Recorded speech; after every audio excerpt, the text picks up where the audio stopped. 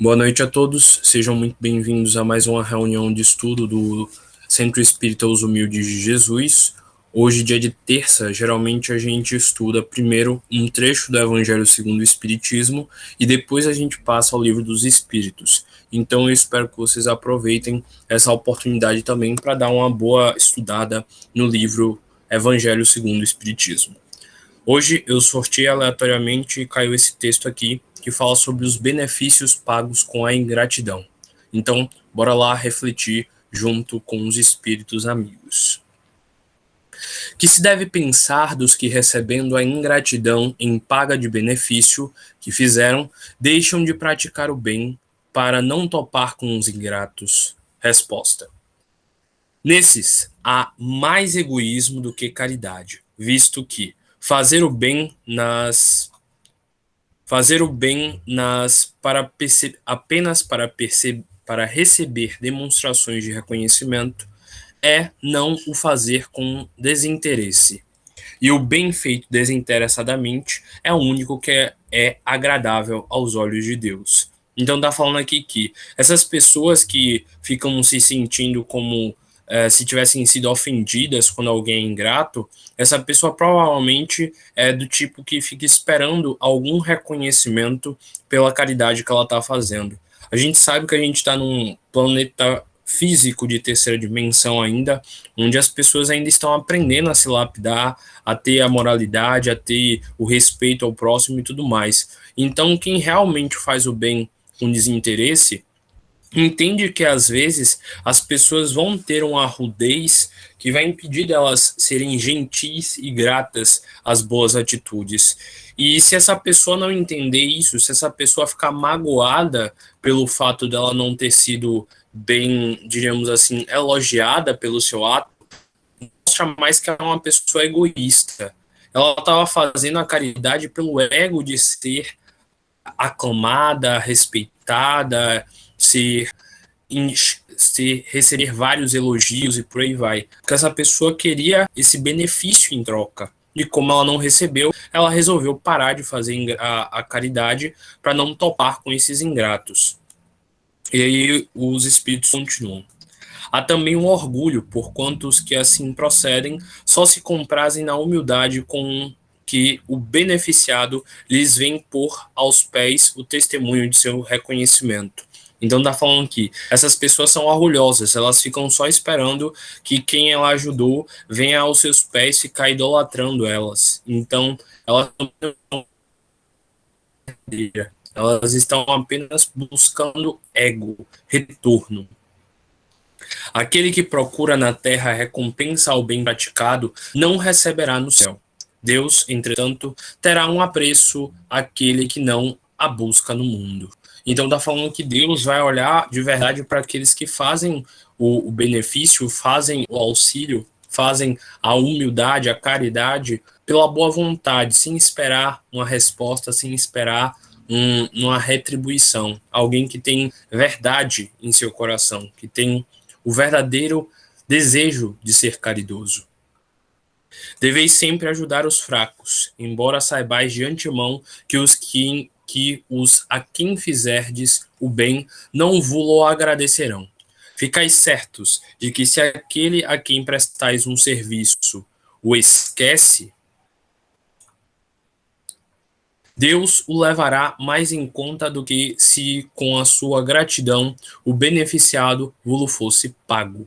Então, às vezes, passar por isso de receber uma ingratidão e mesmo assim continuarmos neste caminho, prova mais que nós temos uma boa vontade e que o nosso verdadeiro interesse é em ajudar do que em esperar apenas ressalvas e glórias pelos bons atos. Se Deus permite, por vezes, que sejais pagos com a ingratidão, é para experimentar a vossa perseverança em praticar o bem. Então, quem realmente quer praticar o bem, pouco importa em como vai ser tratado por estar fazendo isso. Ele vai só focar em continuar fazendo aquilo que ele acredita ser o próximo.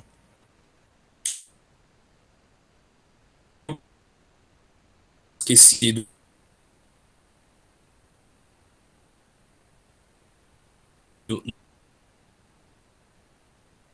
tende a certeza de que,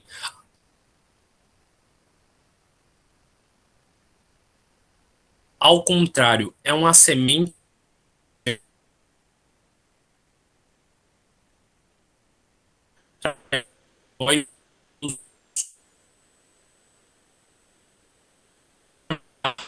mais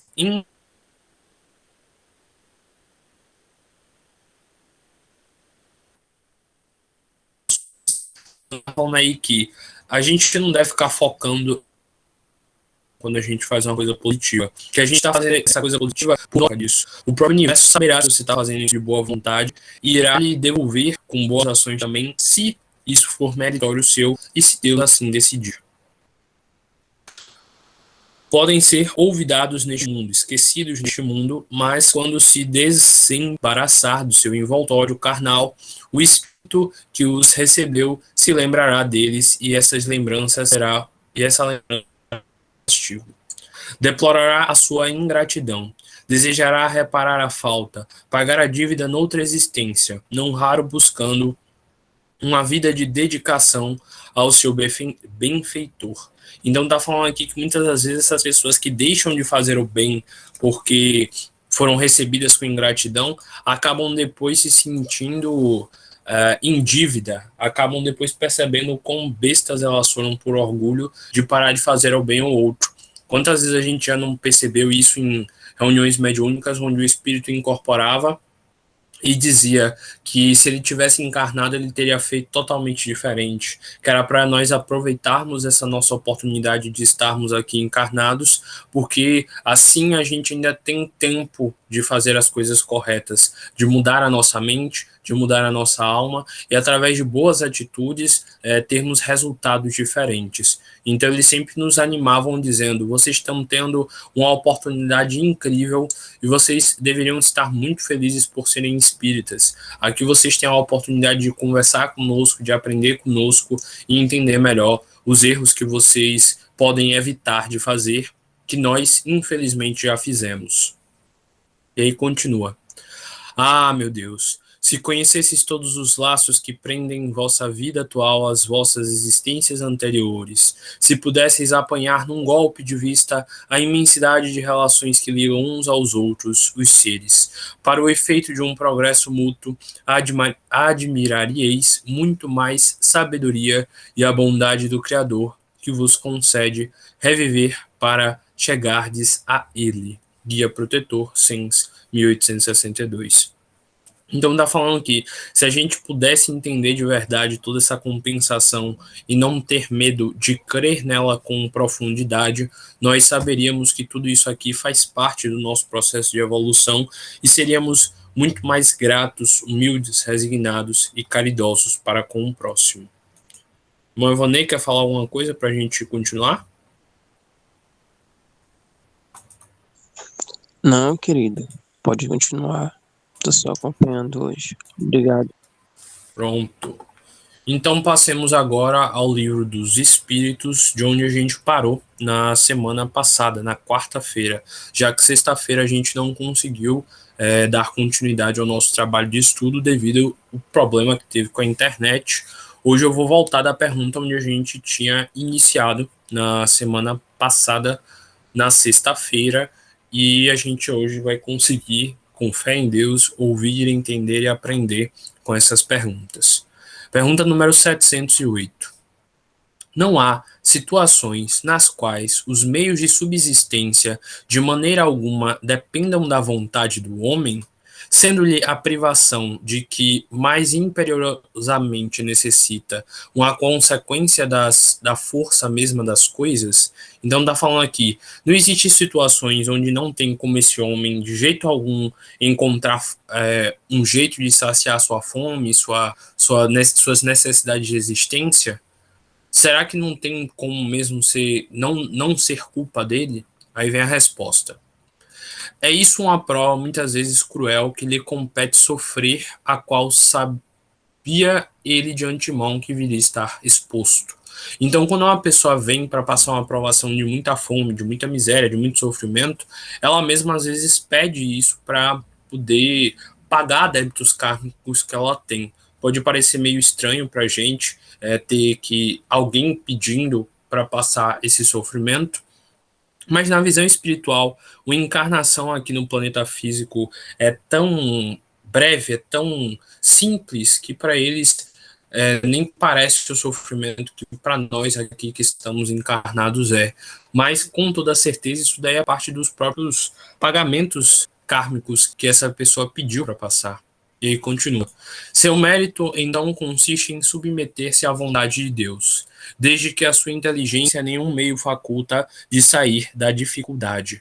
Então tá falando aqui que o mérito, então, nesse caso de pessoas que são mesmo, entre aspas, forçadas pelo acaso, pela vontade delas de evoluir, a passar por essas dificuldades, é tentar passar por isso tudo da forma mais resignada possível. É claro que, como eu sempre digo, é importante que essa pessoa tente lutar para mudar a vida, para melhorar, para ter boas condições, mas ela também tem que fazer a parte dela, afinal, isso tudo aí é do intuito da providência divina para que ela evolua. Se a morte vier colhê-lo, cumpre recebê-la sem murmurar, ponderando que a hora da verdadeira libertação soou e que desespero no derradeiro momento pode ocasionar-lhe a perda do fruto de toda a sua resignação.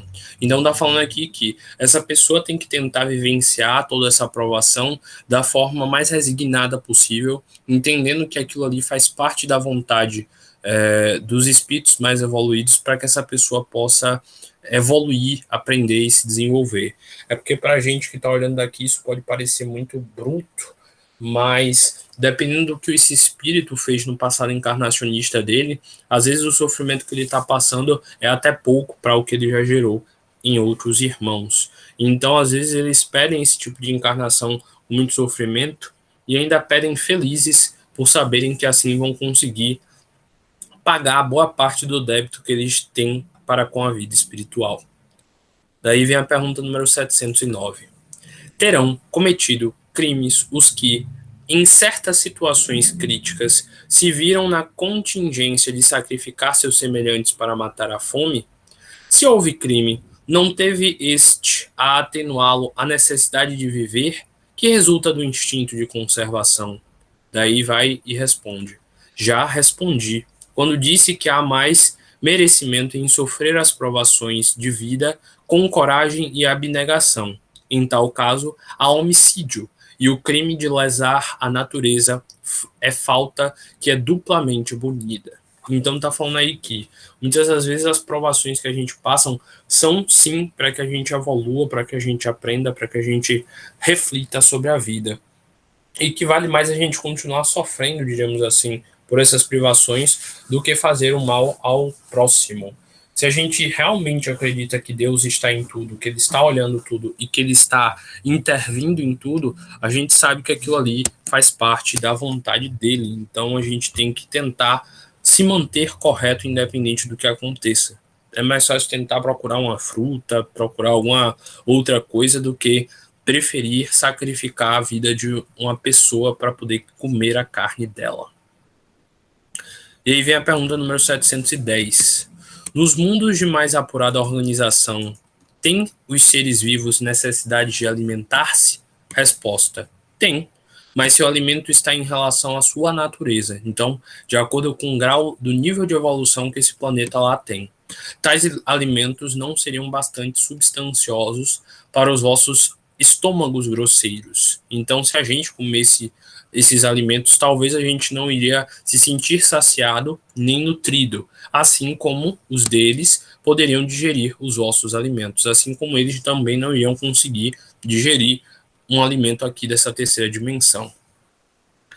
Basicamente é isso daqui mesmo que a gente estudou. Para entender melhor, a gente teria de olhar as questões anteriores, mas elas já foram explicadas e faria mais sentido com as anteriores. Então, depois é bom vocês darem uma revisada naquele vídeo que já está gravado e só estou esperando o Matheus postar. Então, agora vamos passar aos gozos dos bens terrenos, que ainda está fazendo parte da terceira parte do capítulo 5, que, se eu não me engano, está associado à lei, a lei da conservação. Então, bora lá. Pergunta número 711. O uso dos bens da terra é um direito de todos os homens, as frutas e tudo que sair da terra, tanto ouro, pedras preciosas, etc, etc, é um direito do homem? Resposta: esse direito é consequente da necessidade de viver. Deus não imporia um dever sem dar ao homem um meio de cumpri-lo. Então, sim, é direito de todos os homens, mas é claro que a gente sabe que é preciso também ter noção. É bom que a gente saiba que a gente tem que extrair esses recursos naturais de uma forma que não degrade a natureza. A gente tem que utilizar das frutas, de tudo que ela puder nos dar, mas sem degradar o ambiente. A gente vê a extração de ouro, de outras pedras preciosas, como acaba destruindo rios, destruindo nascentes, destruindo vários tipos de espécies, animais e tudo mais. Então, aqui está sim dizendo sobre esse direito que a gente tem, mas não é num direito no sentido predatório e degradante, é no sentido de gerir a nossa subsistência de uma forma equilibrada, ecológica. Daí vem a pergunta número 712. Com que fim, pois Deus, atrativos no gozo dos bens materiais? Então, por que Deus colocou uma sensação gostosa em aproveitar dos bens materiais, se a gente tem que vir para cá e a gente tem que aprender a não se apegar a esses bens materiais? Resposta: para instigar o homem ao cumprimento de sua missão.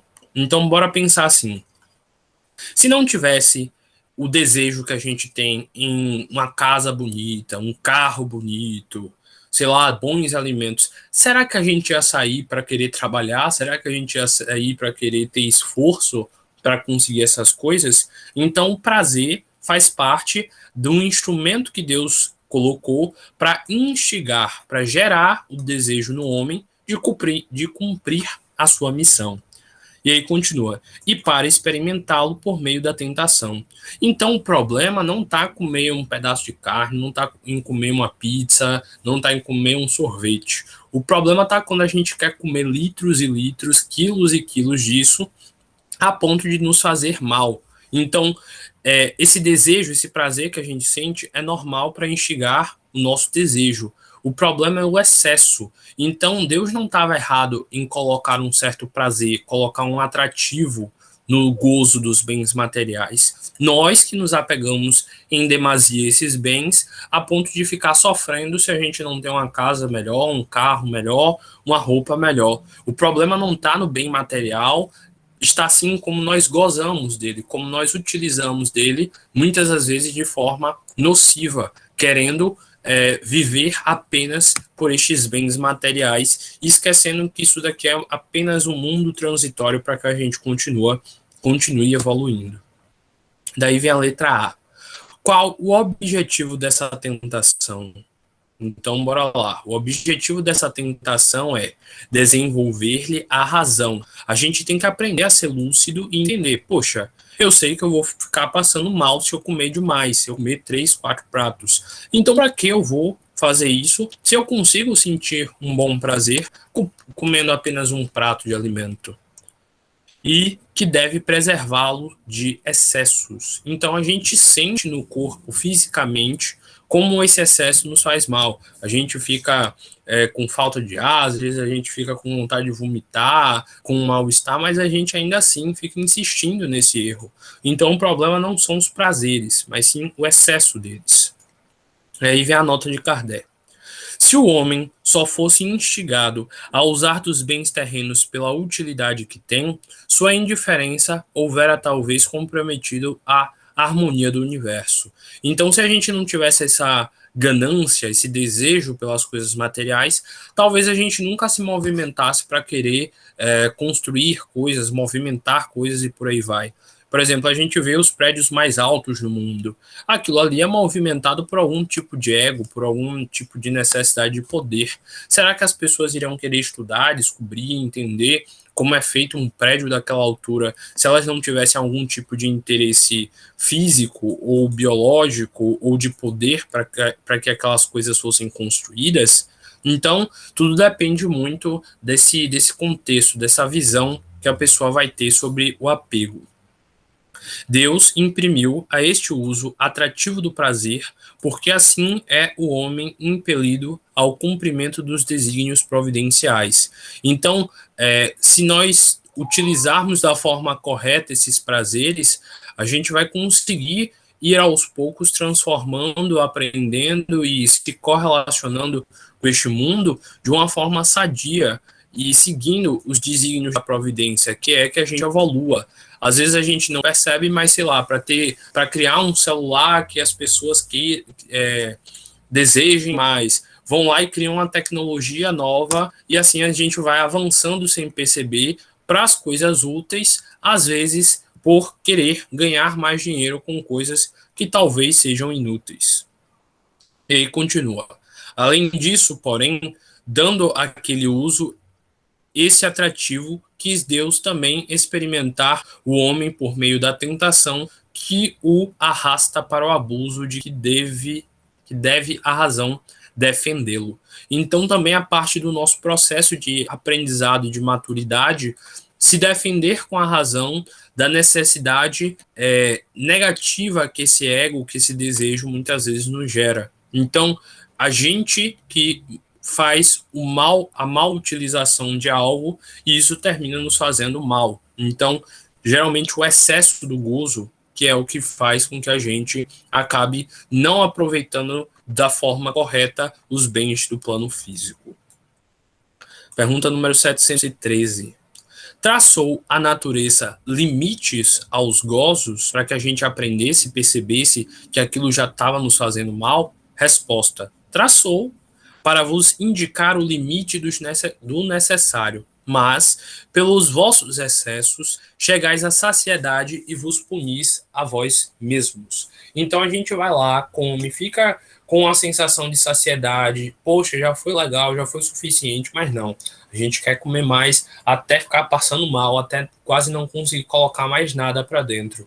Então a própria natureza nos colocou um limite natural e nós que não conseguimos respeitar esse limite, nós que não conseguimos ver o quão isso nos faz mal, a ansiedade às vezes de ter algo melhor, como nós perdemos tempo demais pensando em coisas banais e a gente não percebe esses traços que a natureza tenta nos mostrar, ó, velho, isso daí já tá demais.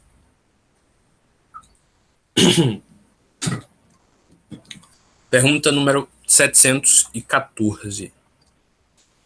Que se deve pensar do homem que procura nos excessos de todo gênero os requintes dos gozos? Então, o que a gente deve entender desse tipo de pessoa que só quer viver gozando da vida, de bens materiais caros e é totalmente fútil e alheia ao próprio desenvolvimento, só quer ficar curtindo? Resposta: pobre criatura, mais digna é de lástima de que de inveja. Pois bem, perto está da morte. Então a gente tinha mais de lastimar essa pessoa que não consegue perceber que a verdadeira utilidade desse plano físico não é esta, do que ficar invejando como muitas das vezes nós ficamos. Poxa, também queria estar naquele carrão, também queria estar naquele iate, não sei o que, não sei o que, não sei o que mais.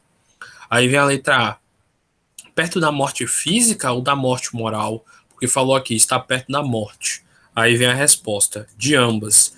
Afinal, da morte física, porque essa pessoa está deteriorando o corpo dela, com esses excessos de gordura ou de bebida, destruindo o próprio fígado.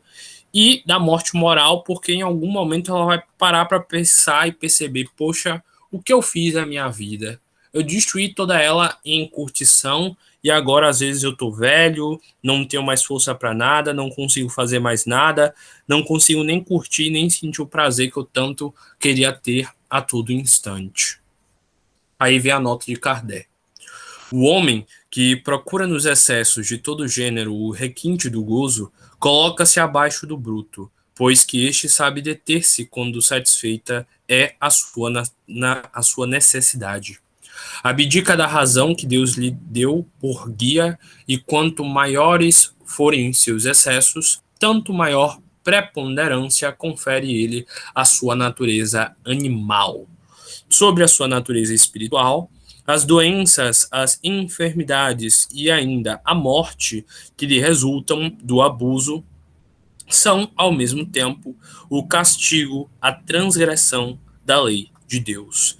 Então, estes que buscam apenas os gozos materiais acabam sofrendo muito pelas próprias escolhas, por não perceberem que tudo isso daqui tem muito mais utilidade do que apenas ficar esbanjando.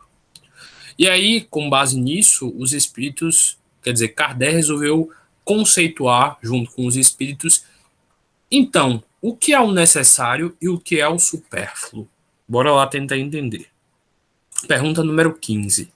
Como pode o homem conhecer o limite do necessário, já que eles falaram tanto isso ali em cima?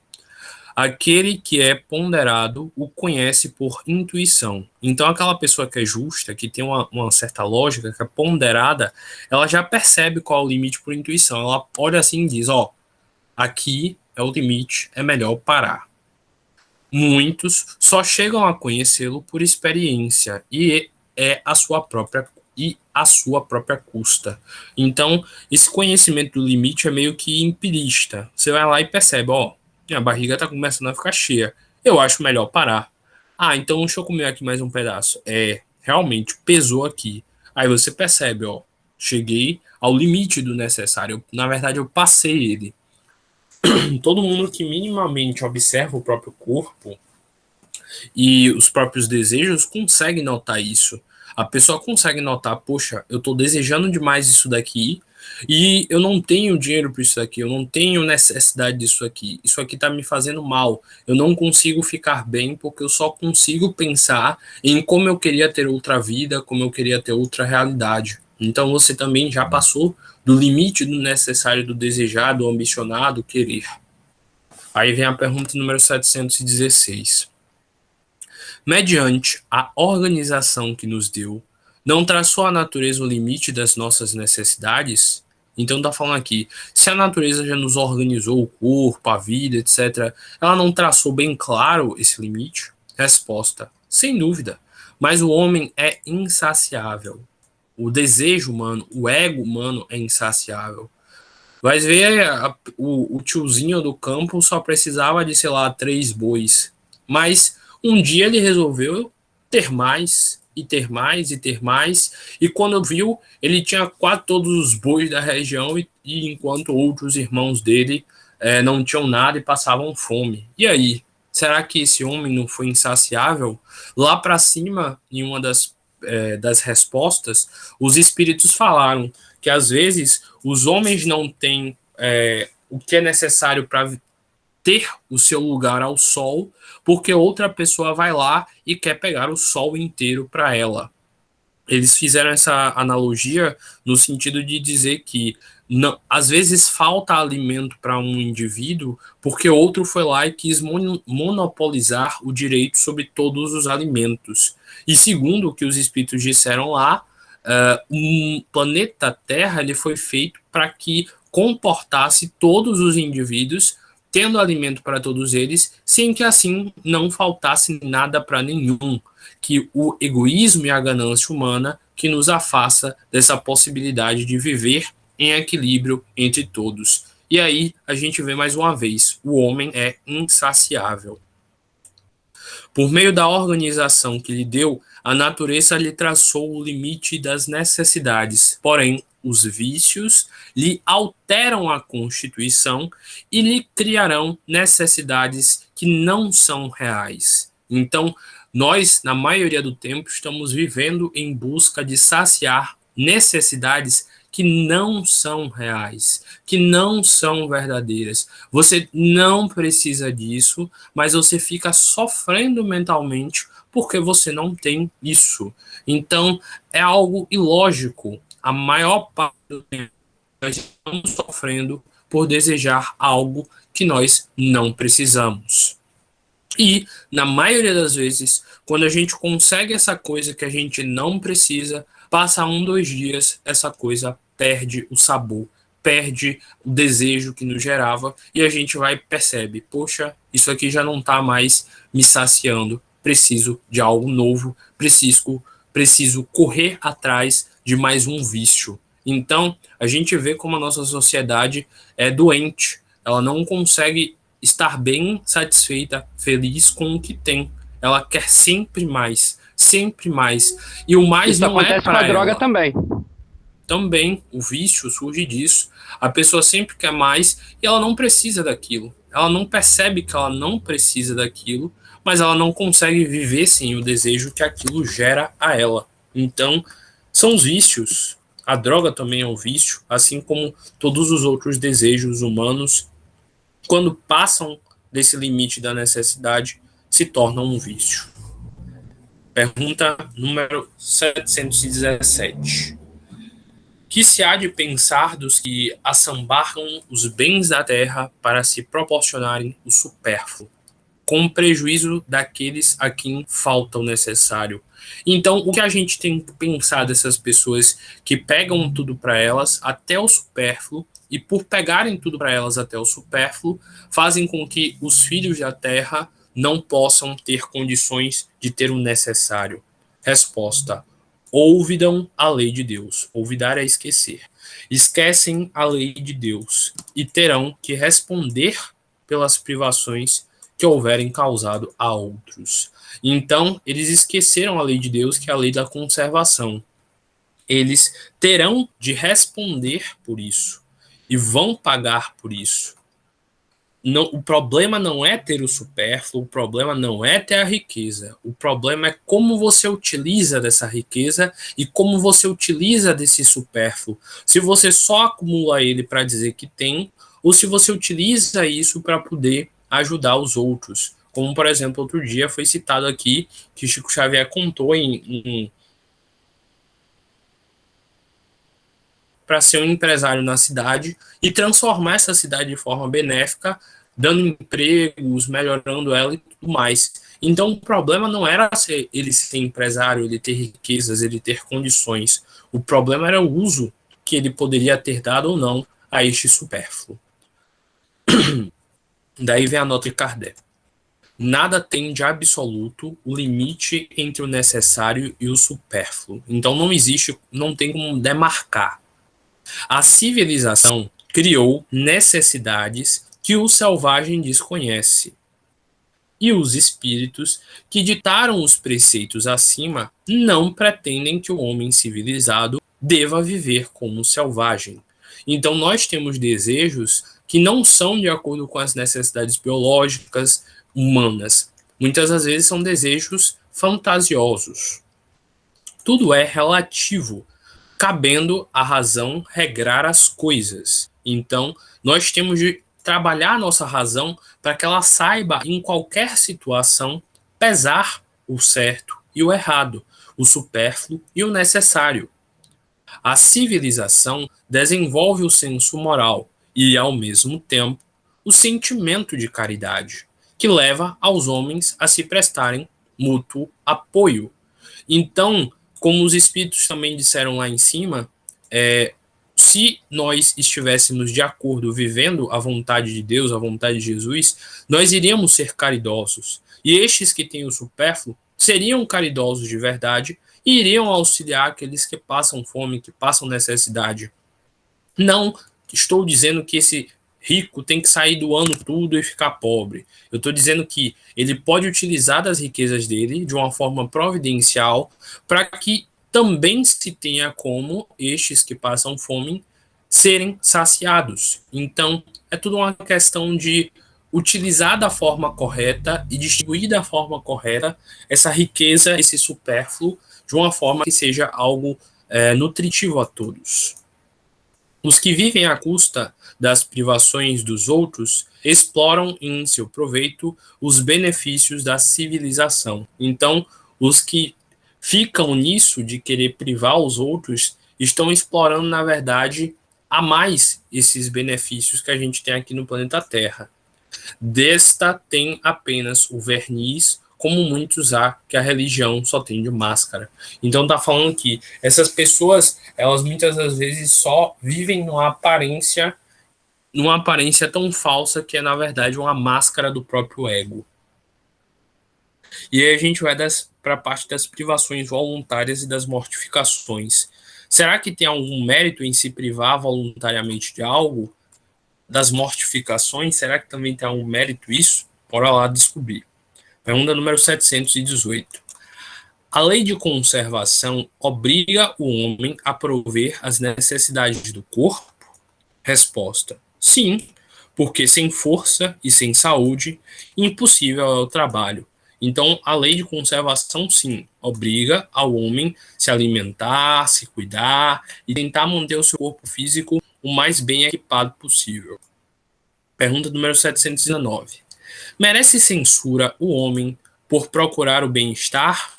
Então, merece censura aquela pessoa que procura se cuidar? Resposta: é natural o desejo do bem-estar. Então, estar bem, ter um conforto é natural. Deus só proíbe o abuso, o excesso, por ser contrário à conservação. Então, você sabe, descansar é bom, mas descansar o tempo inteiro também atrofia seu corpo. Seu corpo é uma máquina, ela precisa estar bem lubrificada e bem ativa, senão ela também fica atrofiada. Então, o problema não é o descanso, o problema é o excesso dele. Ele não condena a procura do bem-estar, desde que não seja conseguido à custa de outrem e não venha a diminuir nem as forças físicas, nem as forças morais. Então, o problema está em fazer isso tirando o bem-estar de outro. O problema também está em você negligenciar o cuidado das suas forças físicas e você negligenciar os cuidados das suas forças morais. Então, você não pode ficar só acomodado e fazendo mal ao outro. Você não pode ficar só acomodado e não cuidar do seu corpo físico, porque isso também é responsabilidade sua, cuidar do bem-estar dele, da saúde dele, e também cuidar da sua lapidação moral, do seu conhecimento, do seu desenvolvimento, para que assim você aproveite de verdade essa realidade. Aí vamos para a pergunta 720. São meritórios aos olhos de Deus as privações voluntárias com o objetivo de uma expiação igualmente voluntária? Então está falando aqui no caso de alguém que se priva por vontade própria de ter bens materiais ou de faltar com a comida por algum motivo. Aí vem a resposta. Fazei o bem ao vosso semelhante é mais mérito. Fazei o bem aos vossos semelhantes, e mais mérito tereis. Então você tem mais mérito ajudando o outro do que se privando por vontade própria para achar que assim você vai ser o bondoso que não tem nada. Aí vem a letra A. Haverá privações voluntárias que sejam meritórias? Resposta. A privação dos gozos inúteis, que nem a gente falou ali em cima, porque desprende da matéria o homem que lhe eleva a alma. Então, se desprendendo dessa matéria dos gozos inúteis, a gente percebe o que realmente importa, que é a parte espiritual. Meritório é resistir à tentação que arrasta ao excesso do gozo, das coisas inúteis. Então, também tem mérito em você resistir aos excessos que você sabe que faz mal ao seu corpo.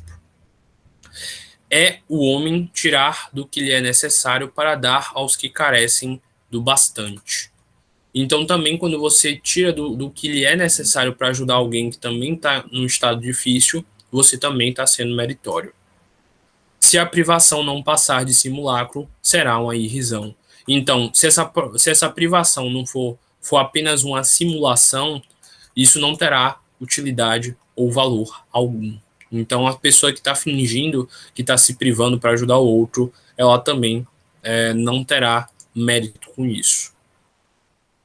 Pergunta número 721. É mérito, de qualquer ponto de vista, a vida de mortificações ascéticas? Ascetismo é aquela pessoa que, tipo, se joga no mundo para viver apenas a religião e não quer ter nenhum tipo de bem monetário e tudo mais. É meritório de qualquer ponto de vista a vida de mortificações ascéticas que desde a mais remota antiguidade teve praticante no seu seio diversos povos, os nômades, por exemplo, e nunca tiveram nada, etc, etc?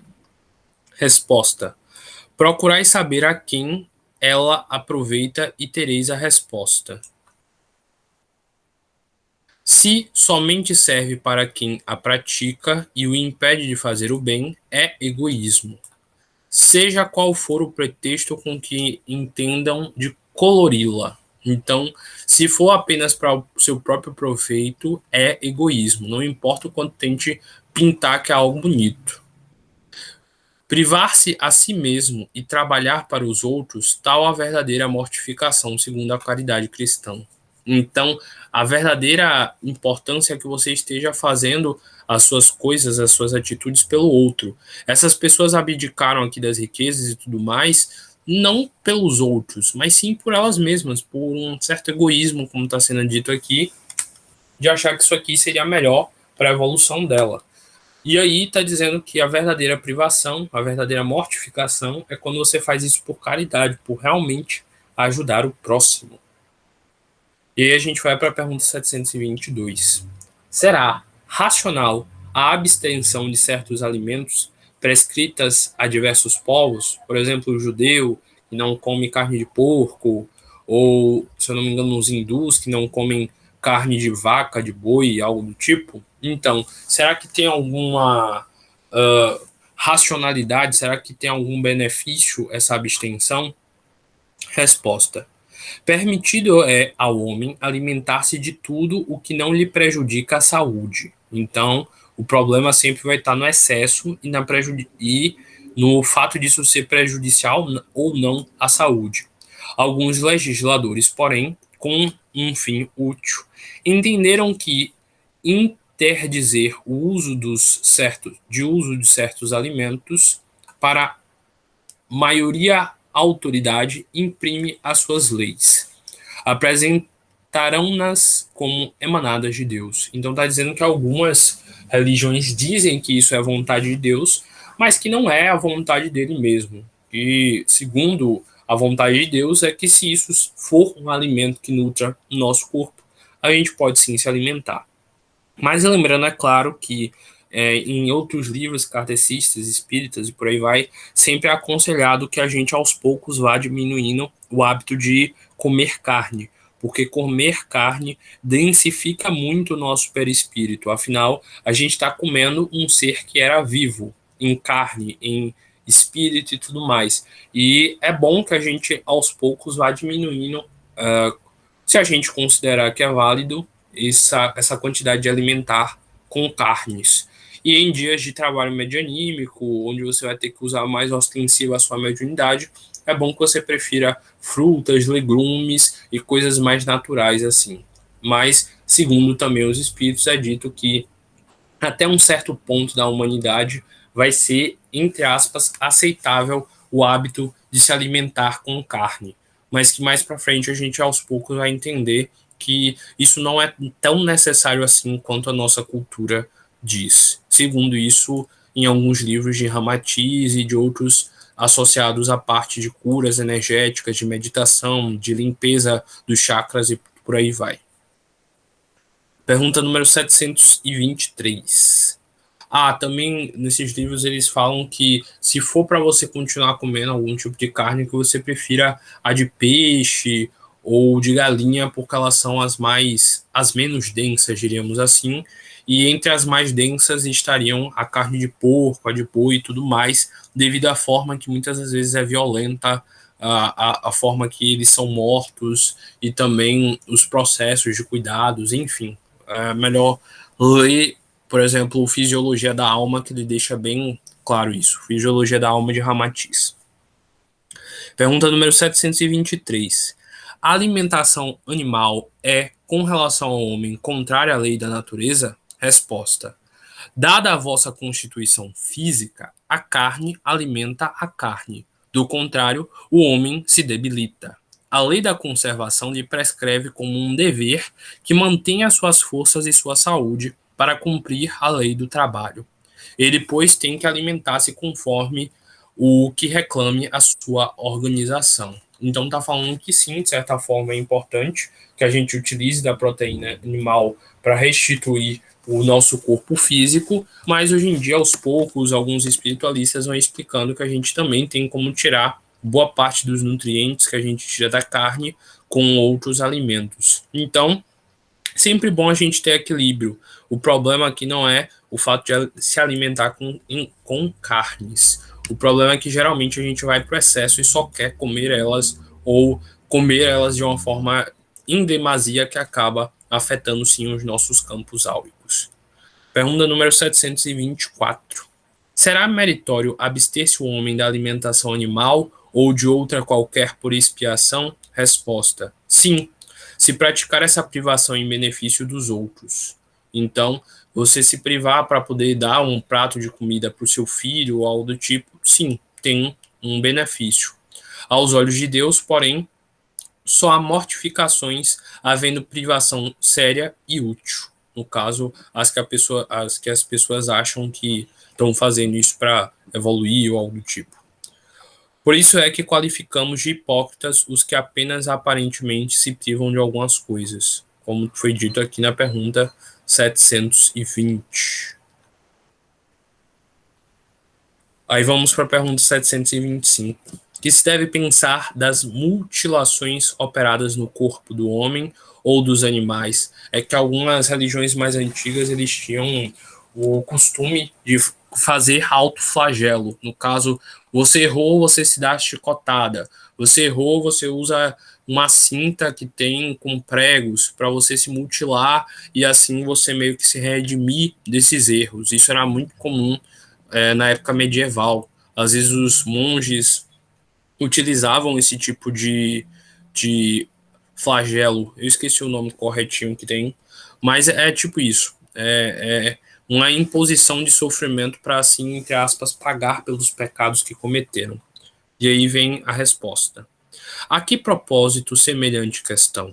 Ainda uma vez, inquiri sempre vós mesmos se é útil aquilo que porventura se trate. Então, basicamente, ela dizendo aqui: será que é útil mesmo você ficar se machucando?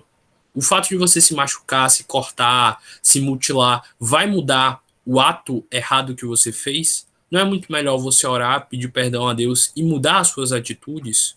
Aí vai e continua. A Deus não pode agradar o que seja inútil, e o que for nocivo lhe será sempre desagradável. Bora lá, você mentiu, e pelo fato de você ter mentido, você resolve fazer vários cortes na sua perna. Isso vai mudar o fato de você ter mentido? Isso vai fazer com que você não queira mentir outras vezes? Talvez pela dor. Mas isso daí não é o meio mais útil de você se transformar, de você se regular nessa vida. É melhor que você seja lúcido em mudar as suas atitudes e não errar mais mentindo. Aí continua. Porque ficais sabendo, Deus só é sensível aos sentimentos que elevam para ele a alma. Então Deus só vai se preocupar se você realmente estiver, tipo, arrependido, querendo mudar, querendo não errar de novo. Não porque você se castigou para poder conseguir o perdão dele. Obedecendo-lhe a lei, não a violando, é que podereis forrar-vos ao jugo da vossa matéria terrestre. Então, a melhor forma da gente pedir perdão a Deus é se esforçando para não errar mais, se esforçando para obedecer a lei, no caso a vontade dele, as coisas corretas, e não violando mais, não errando mais com ela.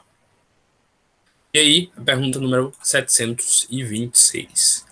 Visto que os sofrimentos deste mundo nos elevam, se os suportarmos devidamente, dar-se-á que também nos elevam os que nós mesmos nos criamos? Então tá falando aqui. Por exemplo, a gente sabe que às vezes na vida física a gente sofre para aprender alguma coisa, correto? Então a gente vai, passa por uma dificuldade, e por passar por essa dificuldade, a gente busca mudar as nossas atitudes, a gente busca fugir do erro e por aí vai. E ele está perguntando aqui: se eu passar a criar mais dificuldades ainda na minha vida, eu vou ter mais mérito por isso? Então, se além de sofrer o que Deus manda para mim sofrer, o que o karma resolveu decidir que através daquele sofrimento eu vou evoluir, se eu causar por vontade própria mais sofrimento, isso vai ter algum tipo de utilidade, algum tipo de retorno? Resposta: os sofrimentos naturais são os únicos que elevam, porque vêm de Deus. Então, os sofrimentos naturais foram escolhidos por Deus porque a gente sabe que, através da mudança que a gente tem com esse sofrimento natural, a gente acaba evoluindo sem nem que perceba às vezes. Os sofrimentos voluntários que você mesmo causou de nada servem. Então, se você fez más escolhas e por isso acabou sofrendo mais durante um caminho que você sabia que iria dar errado, de nada isso aí serviu. Talvez só de experiência, mas para pagar karma em si, não. Quando não ocorrem para o bem de outrem, também não tem utilidade. Supões que se adiantam no caminho do progresso os que abreviam a vida, no caso os suicidas, mediante rigores sobre-humanos, como o fazem os bonzos, os faquires e alguns fanáticos de muitas seitas. Faqui, se eu não me engano, é de uma vertente hindu que eles tipo se privam de alimentos, eles se privam de várias coisas para poder meditar e chegar mais próximo e tudo mais da essência divina. Então, se eu não me engano, bons eu não lembro mesmo o que é, mas se eu não me engano, o faqui é isso, é tipo um pessoal que dedica a vida inteira à clausura. Se eu não me engano, o faqui é aquele que a gente vê geralmente nos filmes que não podem falar nada, que tipo fazem voto de silêncio